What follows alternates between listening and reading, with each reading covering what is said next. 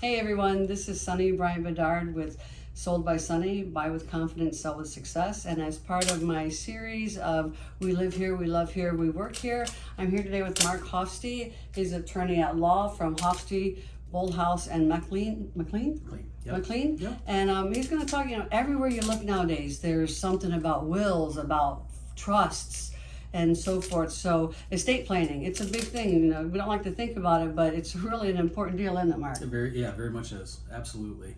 So we get a lot of people that come in, and one of the first things they say is, I want to set something up so it's easy for my kids, Yep. when I pass away, or whoever's going to inherit from me. The other thing that people usually want to talk about is how do we avoid going through the probate process. Yeah.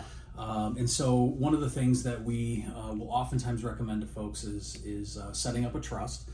It's not for everyone, but I would say a good chunk or a majority of people, end up deciding to go the trust route.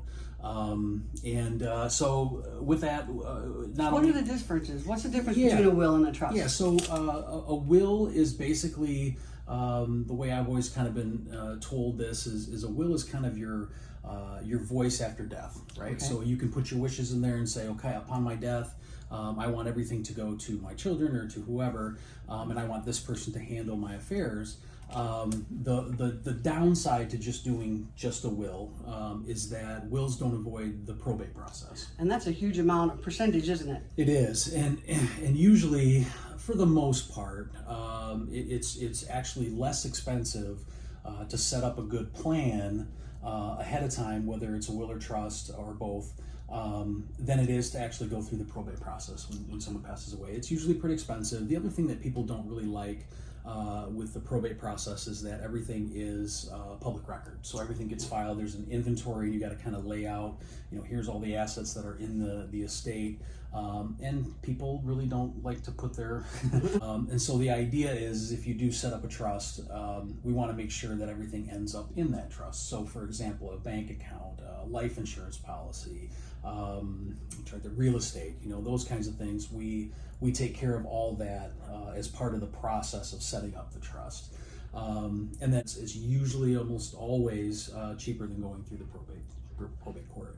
One of the things that I usually tell clients too, it's very important, I think, to set up a will or a trust, but maybe in some ways more important is actually having some powers of attorney and medical directives in place. And the reason I say that is, if someone passes away, whether they have a will or not, the legislature has kind of set up a will for you. And that's after a large chunk is taken out for probate. That's exactly right. Yeah, a lot of expenses, a lot of time. With what I tell clients is the power of attorney and the medical directive idea and getting those in place. Those are usually used when there's some kind of an emergency. Those are usually pretty critical times, and the last thing you want to do if you don't have those in place, then your kids or whoever are forced to go to the court and has to be appointed as a guardian. And it takes time, it costs money. Having those powers of attorney and those medical directives in place are, in my opinion, are just as critical as having some kind of a will or trust in place as well. So I would say to anybody out there, if you're going to go get an estate plan set up, make sure that those powers of attorney and medical directives are part of that plan too. Okay. So if someone comes to you, Mark, or calls, makes an appointment, and they want to do either a will and a trust, or one or the other, they need to know, what do they need to bring with them? What do they need to know coming into the appointment? What do you need to have kind of put together? What we do is we send out prior to an initial consultation, and we send out a worksheet basically that we have clients fill out to the best of their ability, and it basically gives us all the names and information for all of the players involved. Whether it's the parents, the kids, who you want to go brother, sister, whoever. And then it also has information in there about their assets. And for most people, it used to be the big concern was also planning for taxes after death. Now that exemption level is so high for most people, not that many people. I mean, some do, but the majority of at least my clients are not in a situation where we have to do tax planning. Okay. So that's really not that big of a deal. So the concern or the goal, I guess, in getting that worksheet filled out prior to an initial consult is it gives us an idea of what type of assets you have and where they're at and how they're titled. Okay. So you might have one account, a bank account, let's say, that's just in the husband's name, and we want to make sure that if something happened to him, it gets into the trust so the wife can access it and vice versa.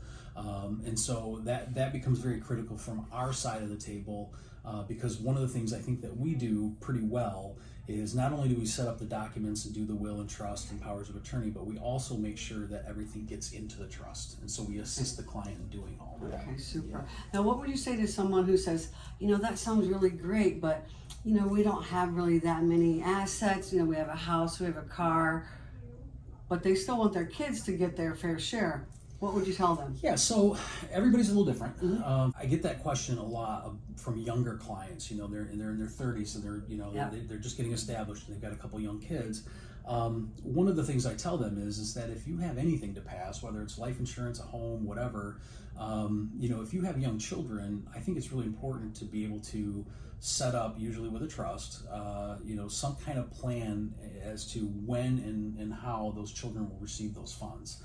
How old do they have to be? What can it be used for before they reach that magic number, age? When they can get it. When they can get the whole thing. And so, and we can build plans, based on what the circumstances are. But it's not, do I have enough assets where it's worth me setting up a trust or doing a full plan? It's really the family structure and situation that you're in that kind of dictates what direction we go. And it's usually certainly worth it to have whatever you have, whether it's a small amount or a large amount, for all of that to be transferred to whoever, as opposed to a large percentage of it going to probate. Right. And in some situations, it's a couple $1,000s if it's a very large estate. And so, right there, it's a couple $1,000s gone from it. Exactly. So whether it's a lot that you have in your will or in your trust, or a small amount, better to have all of that go to your survivors than to have a large chunk taken out of. Right. Super. Yep. Well, that kind of tells you a little bit about it. I hope you learned some things today. Again, I'm with Mark Hofstee of Bolhouse, Hofstee and McLean Attorneys. They're located in Granville, and I hope you learned something and enjoyed it. Thanks a lot, Mark. I Thanks, appreciate Sonnie. your time. Appreciate it. Absolutely.